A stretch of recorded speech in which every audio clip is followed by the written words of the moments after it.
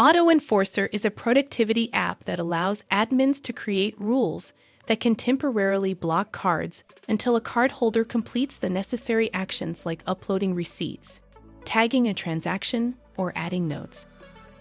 Let's take a minute or two to showcase how to set up Auto Enforcer. Install and launch PEX Auto Enforcer app within the Apps tab. When the screen appears, click Create Rule.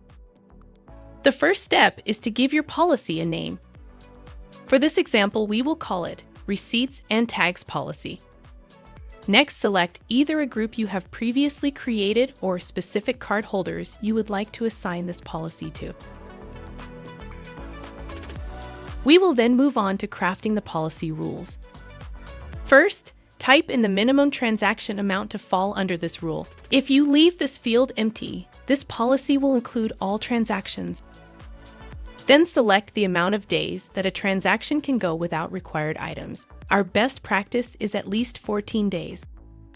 Then include an email address that should be copied on the email to the cardholder if their card gets blocked.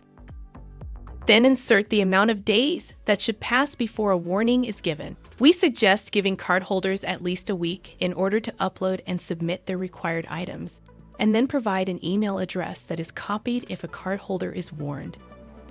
Next, select the date you would like this policy to go into place.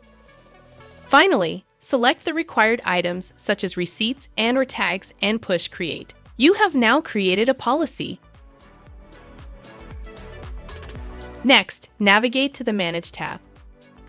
Here you can select if you want the Auto Enforcer to run automatically every 6 hours, or if you would like to manually push the Execute button when you want the app to find cards out of compliance. The History pod gives you an overview of all past automatic blocking and unblocking of cards.